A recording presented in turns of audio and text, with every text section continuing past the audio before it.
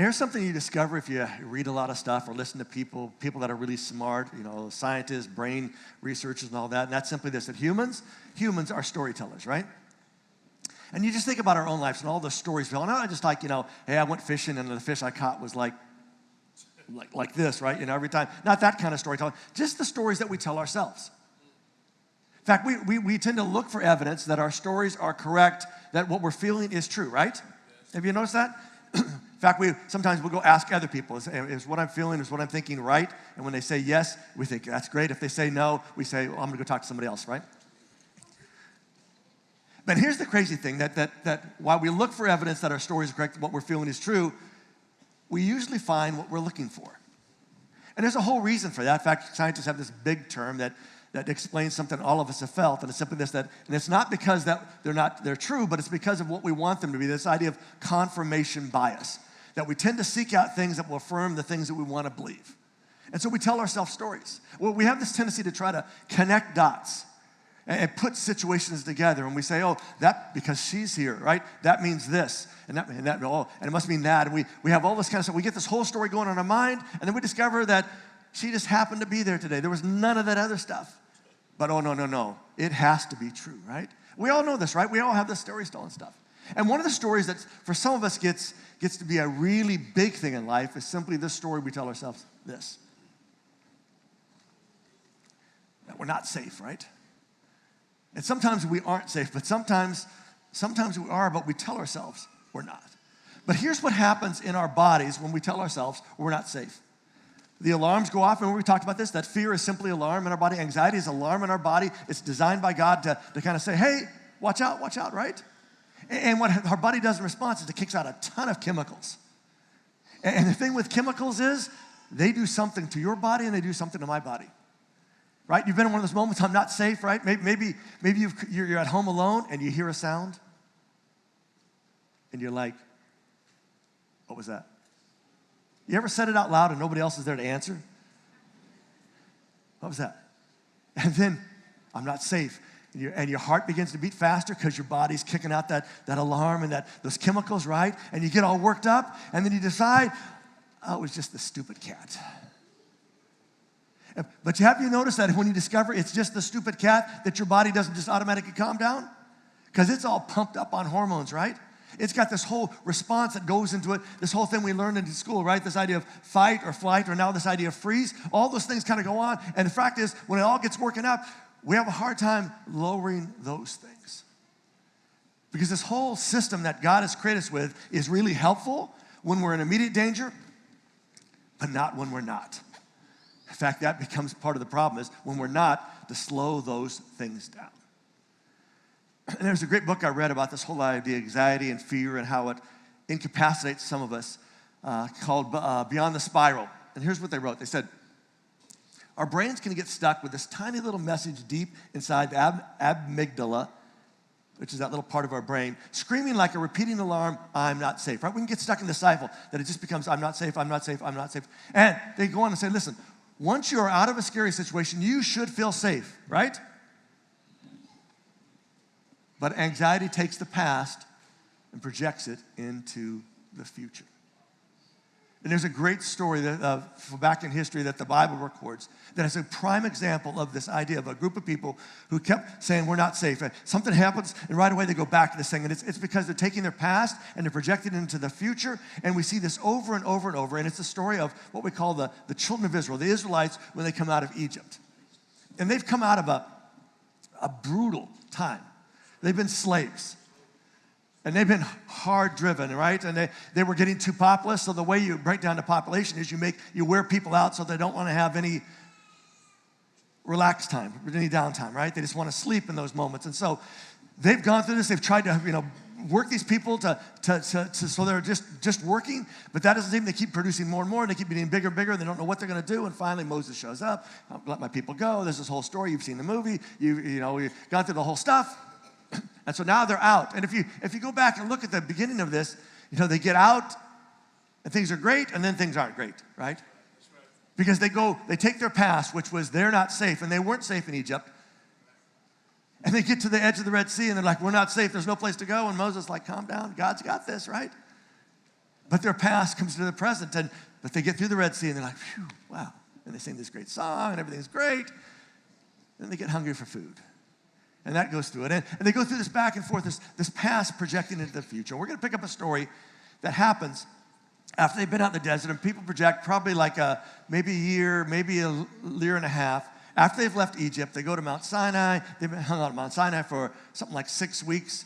And then after that, they make their way to the promised land, because that's where Moses was taking them, to this place that God had prepared for them.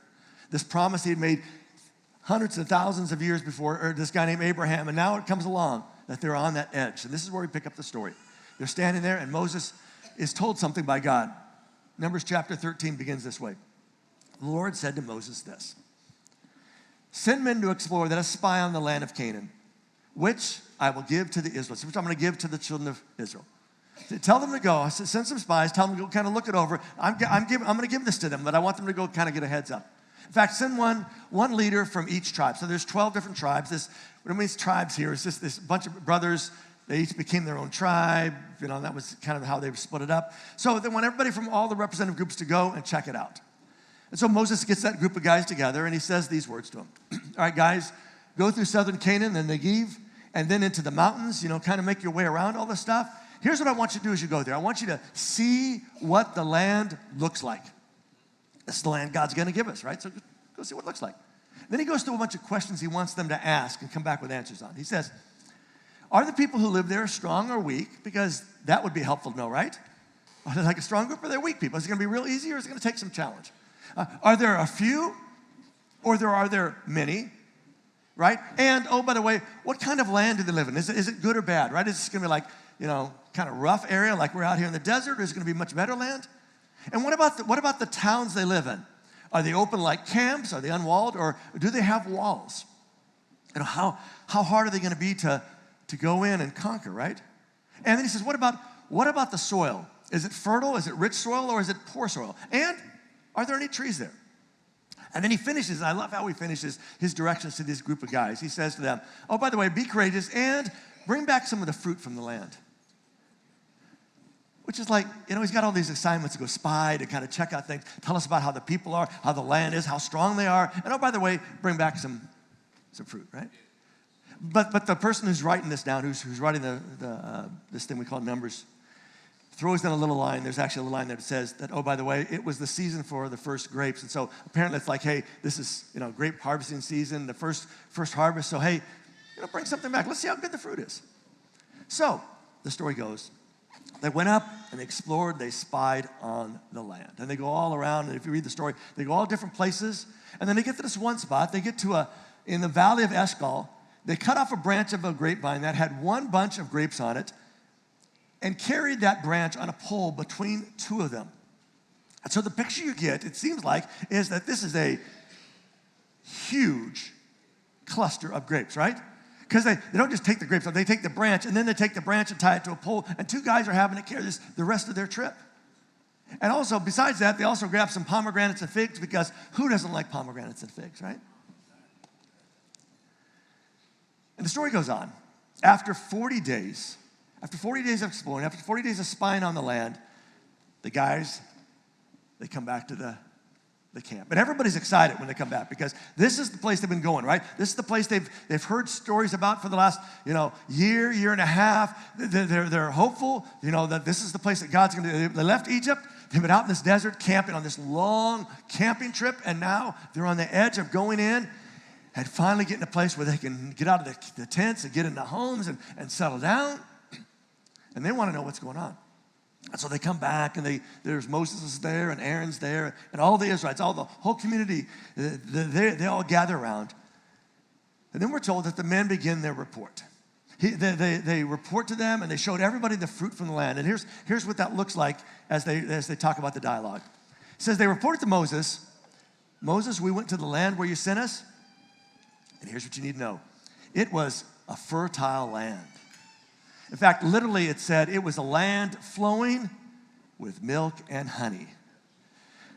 Now, this is one of those times that that's not literal, right? You kind of read that and say, it can't be a land flowing. And it's not like Willy Wonka and they got like a chocolate river, right? It's not, it's not flowing milk and flowing honey rivers. No, it's just this idea that It's abundant, it's fertile, it's going to produce, I mean, it's one of those places you just go and everything seems to grow and grow really well, right? And so everybody, that's listening to this is like, ooh, wow, that sounds good, right? This is what God told us we're going to take us to. It sounds like God's prepared something really nice for us, right? And then they go, oh, by the way, and here, we've saved some really good stuff. Here's the fruit. The guys come carrying out this big branch, right? This big group, and everybody goes, ooh. And I imagine even in the group of the community, they're like, yeah, well, let's high five, right? Because this is getting even better, right? Because they've gone and seen and the land is really good. And look at the size of those grapes. I mean, this is going to be crazy, and everybody's getting all excited, hey, this will be good. What if they, wow. And then they say something else. They use that word that none of us want to hear because we know it means something's going to go in a different direction. Everybody say it. Right? Even how it sounds, right? Bud. Right? We're going to just go down, right? But they say, listen, guys, Moses, Aaron, community, there's a problem. Yeah, there's a problem. The people who live there are strong. And you can just kind of feel the community go, right? Like they're strong. Oh, it gets worse. The cities are walled and very large, right? It's not like this open tents.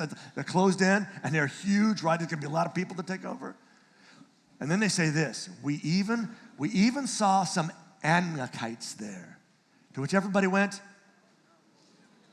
yeah, some of you got it, right? I mean, we don't get it because we have no idea what an Anakite is, right? One of those ites that the Old Testament talks about, a lot of ites, right? In fact, there's a whole list that's coming up. But they're like Anakites, and they would have gone, ooh, like you did, that can't be good. And by the way, the Amalekites live in the southern area in the Negev.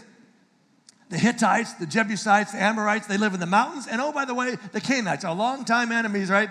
The people who belong to this land, and we've had a lot of history with them, they live near the sea and along the Jordan River. Their basic point is simply this. Moses, Aaron, community. The promised land is everything we thought it would be, but the people who live there are more than we thought they'd be.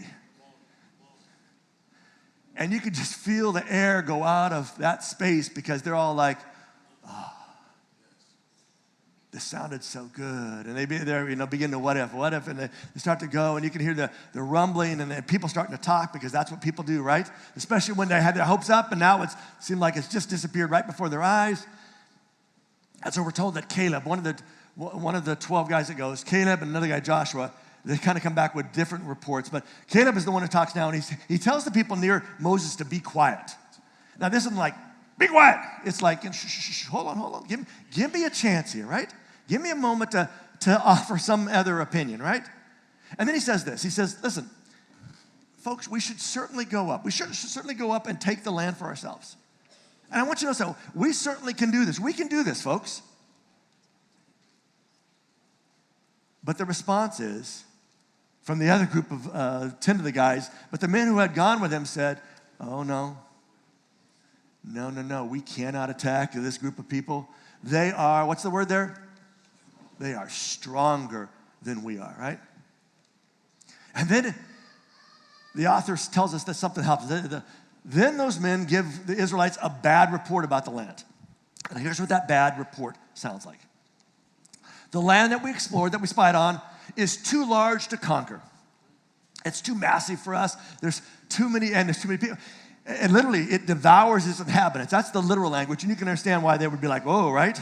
Because he's not only saying, is it just too large? It's like, the land there, it devours their inhabitants. Everybody's, ooh, right? It's like something like being around a campfire, right? Everybody gets kind of scared in the moment. And all the people we saw are very tall. We saw the Nephilim people there. To which everybody went, yeah, that's tall dudes, right? It's like apparently they were kind of this, almost like giants, almost like Goliath kind of guys, this big group of people, and everybody was afraid of them because you get somebody big, you kind of go, I'll pass, whatever you want's good, right? You just let it go, right? Wasn't that important, right? And then they kind of, the big topper, not only is the land eats people up, not only do we have these big dudes there, we felt like grasshoppers. And this is how we felt, right? We felt like little tiny grasshoppers. And worse than that, we looked like grasshoppers to them. And you can just hear just hear how everything changes, right? Gone from excitement that, man, here they come back. Oh, we can't wait to hear. And it sounds so good, right? It's a land flowing with milk and honey. It's just like, look at the size of those grapes. And then the thicker the walls got, the more difficult the terrain got, the stronger the people got, the taller the giants got.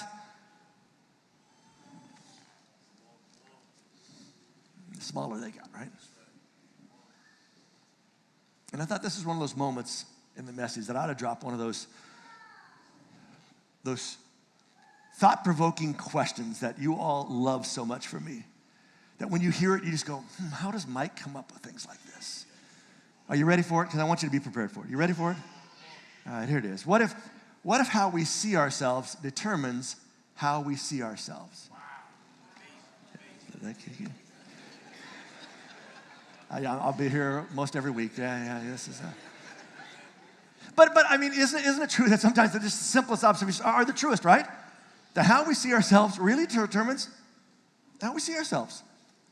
And we've all seen it, right? We've seen people who, we look at them and think, man, they got so much to go for them, but they don't see it, right? Because they see themselves as these tiny little things. And this group of people, these guys that were sent out are like, we feel like grasshoppers. Not only that, it was obvious to them that they saw us the exact same ways. There's no chance for us. So maybe right now is a good time to drop a quote from the Princess Diaries, because who doesn't like a quote from the Princess Diaries, right? Courage is not the absence of fear, but rather the judgment that something is more important than fear. That's actually good stuff, right? They go on, right? They said, the brave may not live forever, but the cautious do not live at all. Yeah. Some of you are thinking back where it happened in the movie. Yeah, that's a great line. She's reading this book, right? But it's this whole, it's a reminder, isn't it? See, sometimes we think, courage and fear are opposites, but it's not the reality. It's that people that are courageous don't have fear. It's just like something's more important to them. Yes. That there's something that pushes them through whatever that fear is. Because what if it comes down to what we choose to see as bigger? Now, I'm guessing none of you have, but you probably all know somebody who has made something small into something really big. Now, you would never do that because you're all really smart, bright people, right? Very balanced, stable, all that kind of. But there are people, right, that seem to take something small and it seems like it's like such a huge, big deal, right? And you're like, this is not that hard, right? You want some hard stuff? I can bring out some hard stuff, right? But that's like, you just need to get from here to there. Have you heard something called Uber, right? But it's like, I don't know how, true story, but I'm not going to get into it. But isn't it true that what if it comes down to what we choose to see as bigger? Because here's the truth of the matter. The giants were big, right? Because that's just what a giant means. It means big, right? But so were the grapes. But here's the thing, and again, this group of people is in a context of God, right? So if you're not a religious person, you're not sort of a religious of any kind of faith, or maybe not of a Christian faith, you're not kind of sure about this, you may not buy this next point, but for them, they would have understood it because they had seen examples of it. But the reality is that God is bigger than either of those things. Amen. And they had experienced that. They had experienced it with all these things they called the plagues that hit Egypt. These ways that God would do something to kind of keep pushing and putting the pressure on so that Pharaoh would finally say, your people can go, right? Because Moses said, let my people go. And he'd say, you're kidding? And so Moses would say, okay, how about this happens? And then then the Pharaoh would have his guy do something. They go back and forth. And finally got up to a level where Pharaoh couldn't do it any longer and had to let them go. And then they get stuck at the Red Sea, right? But then God opens up the Red Sea and they get through on dry land, and then it all goes over the Egyptians as they follow. And again, if you're not religious, you kind of don't buy the whole thing. I understand it's kind of a crazy, story, but that is the story. And it's a reminder that God is bigger than all the other stuff that we make so big at times. But we go back to the story. That night, so they've had some time to think about this, to talk about this. Doubt they prayed about it. But here's what happens. It says that night, all the people, all the community in the camp, they began crying loudly. And I imagine this crying was just this impact that fear has on us at times. Because now we don't know what to do. For some people, crying is the thing they turn to when they don't know what to do, right? And they're not just crying kind of quietly, sobbing over and so forth. They're crying loudly, right? It's like noisy. And then the story we're told, all the Israelites, they begin to complain. They begin to grumble against Moses and Aaron. And here's what they said to Moses and Aaron. We wish we had died in Egypt or in this desert. If I had been Moses, I would have said, no, you don't. Right? But in that moment, and that's where they're at, right? This has become so big, and now they're out in the desert, and what choice do they have? It's like, we wish we had died back there, or even died here in the desert. Why? Why is the Lord bringing us to this land to be killed with swords? Why, right? I mean, God must be God had gone through all this other stuff, right? Just to get us here, to let us die. Which for us, as we look back, think, how dumb can they be? But the reality is, let's be careful with them. Let's be empathetic with them, right? But they go on and say, listen, our wives and children will be taken away. They're going to become war plunder. Then they've had this great finish. We would be better off going back to Egypt.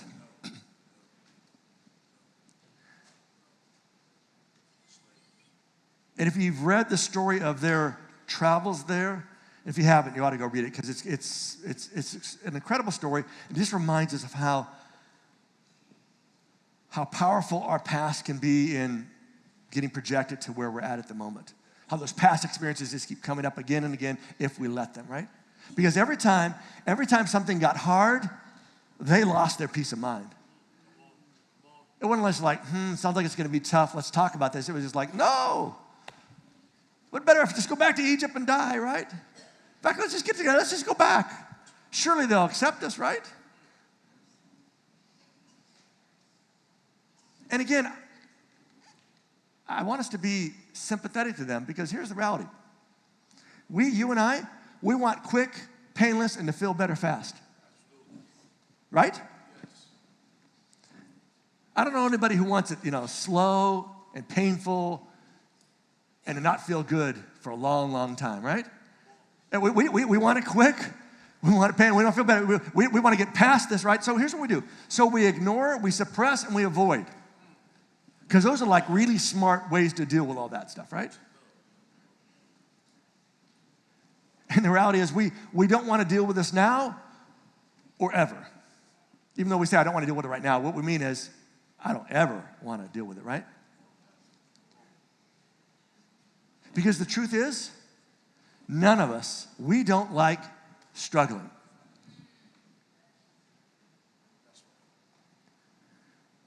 And there's a reason for that.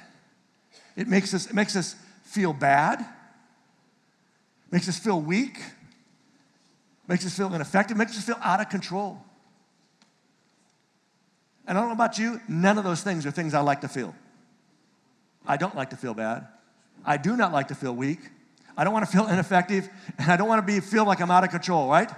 Because I like me some control. I don't know about you, but I like me some control. Even if I don't have control, I just like to pretend that I have control, right? It makes me just feel so much better. But we don't like this idea of struggling and pushing and hard, and there's lots of reasons for that. But here's something I know. If you're a parent, here's something I guess is probably true about you when it comes down to reality. We don't want our kids to struggle. That's right. Amen.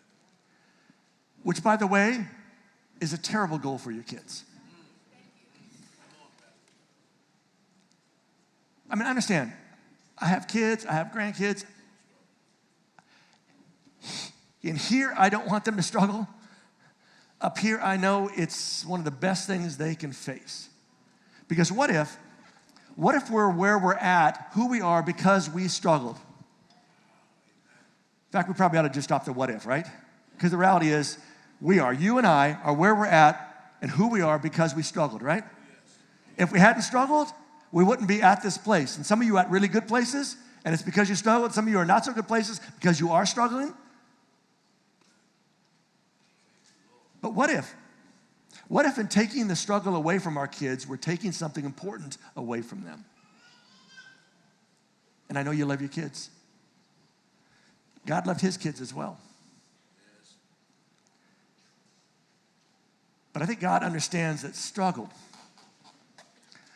both in faith and in questions, struggle both in life, struggle to make things work and have things happen and not to have them work out, and struggling to get back to some place. All those things do something to us that nothing else could do to us.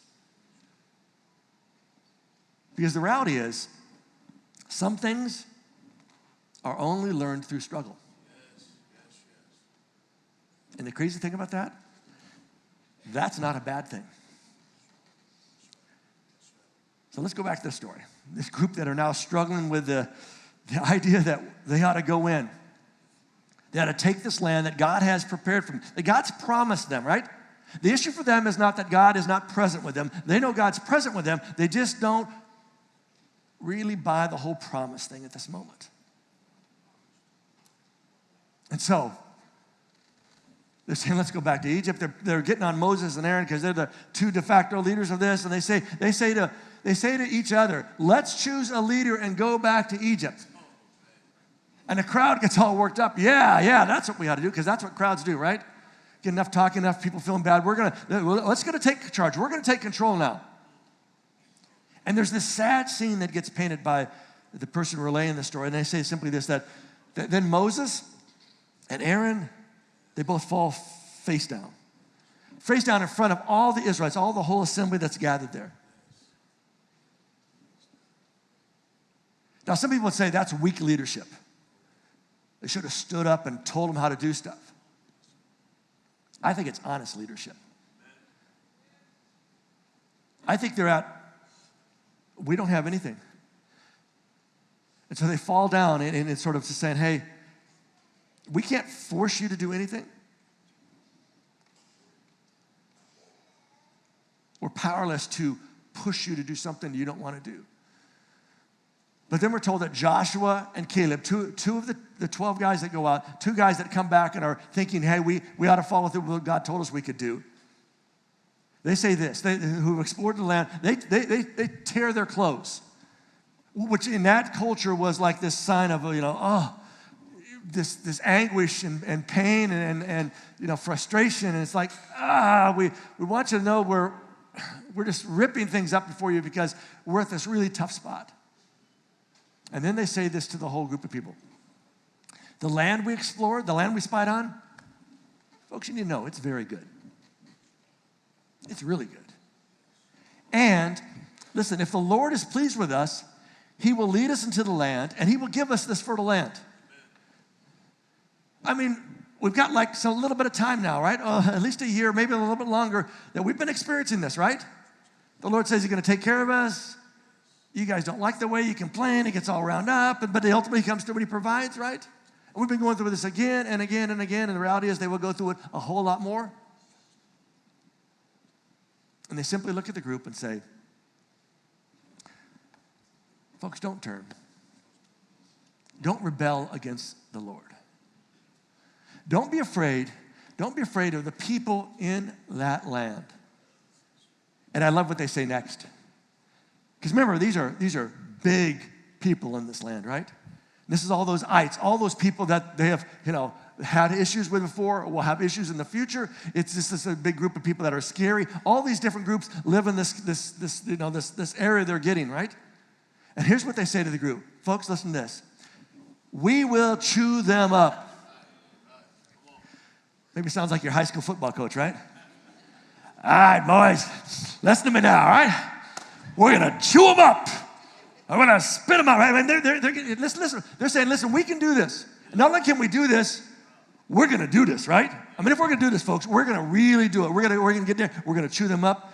Listen, they have no protection. I don't care about the walled buildings. I don't care about how tall they are. And here's the reason they have no protection. Because the Lord is, what's the words there? So they say, don't be afraid of them. And it's this great moment This great moment when these two guys step up and say, I know what the rest of the guys have said. I know what the majority of guys have said. But we want you to know, not only is the land good, but we can do this. And we can do this because, let's not forget, with us. And if he's with us, it don't matter. So the question falls on this community, right? It's going to be who will they listen to? What will they listen to, right? Or listen to the 10 guys or the 2 guys? Are they listen to the stories that it's really good and it's wonderful? You know, look at the size of these grapes. Or they listen to all the walled city and this huge land that eats up its people and this huge people and how small we are? Are they going to go with fear or faith? And it's one of those questions all of us have to answer. And in my experience, not just once in life. It's a question that comes around sometimes occasionally. In some times of life, real rapidly.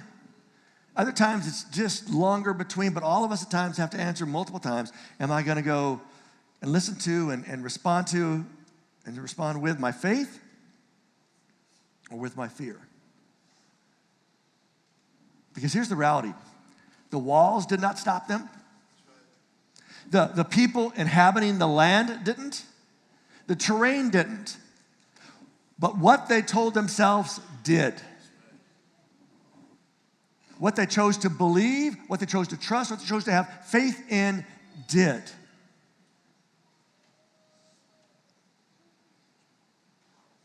And it's a reminder, I think, at least to me, that how powerful it is, these brains that God designed and put in our heads that tell stories. And how powerful those stories can become and how much we can feed them because we either want to believe it or we believe it, and so we're just looking that it's true even though we don't want it to be true. We just go around and around and around and around and around. And how powerful it is, the words that we get told to ourselves. Because in this moment, we're going to go back to this story, it does not end well for this conversation. In fact, here's the next thing that happens. All the people in the community, they begin to talk about killing them with stones, talk about stoning them. We're not going to go fight them, but we will fight us, right? And I'll let you read the rest of the story. It's actually interesting how it goes, right? This is the moment, if you've ever heard about, the Israelites end up spending 40 years in the desert going around and around and around and around. This is where that story begins. And the reason they go around and around and around and around again isn't because God doesn't forgive them. Go home and read the story. Pretty quick, Moses steps in. There's this whole thing. But finally, Moses says, you need to forgive your people, right? And God says, all right, I'm forgiving them. But that doesn't take away the consequences. That there are these things that have to happen. And so everybody that's like 20 years and above at this moment who resisted this, who went with their fear more than their faith, they're going to die sometime over the next 40 years because none of them are going to get to go in. And it's not because they're not God's people. And it's not because God hasn't forgiven them. Not that God doesn't love them. It's because there are some consequences at times. Because the reality is they listened to the wrong voices. And because they listened to the wrong voices, they ended up in the wrong place. And it's a reminder that how easy it is for all of us to listen to wrong voices, whether it's from other people or whether it's just from our own person. Because what we all discover at some moment is that fear freezes us, it flights us, and it fights us. And this story is a great example of all that, right? They're frozen when they hear all this terrible stuff that's there. They want to flee and go back to Egypt. Then they want to just fight. We're going to kill the people that's telling us we can do this. The problem is that when fear freezes us and it flights us and it fights us, we come to conclusions that aren't the healthiest or the best.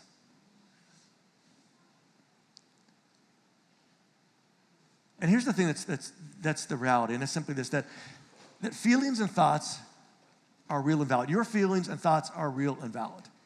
So I'm not telling you, your feelings and thoughts of fear or this aren't valid, aren't real for you. But here's the thing I know about them, because I know it's true for mine. They don't always tell the truth. Sometimes our feelings and our thoughts lie to us. You ever have a bad night of sleep and you think it's because that argument you had and you just haven't been able to work through it? And it just bothered you and it kind of wear on you, and you begin to go back and begin to kind of say, no, I was right in this, I was right, that's what happened, I was all that. When in reality, maybe what was true was you shouldn't have eaten that pizza at 11 o'clock that night. See, the reality is we can't stop thoughts from popping into our minds. If you're kind of person, I have these thoughts, I don't want them to pop in my mind, I can't help you with that. Because we can't stop those flybys, right? The drive-bys that happen. But what we can choose what thoughts we listen to, what thoughts we respond to, what thoughts we hold on to, right? Sometimes I think we just need to see our heads as, an entry one of our ears and exit out of the other ear, and there's nothing in between. A thought comes in, but we just, sometimes it kind of swirls around. We just let it out the other side, right? It's going to get in, but we can let it get out. But if we hold on to it and kind of keep going around and around and around and around, we all know how this works, right? This looping in our minds, this cycle, right, that we can't break out of. We begin to think more, and we begin to worry more. We begin to tell these stories more.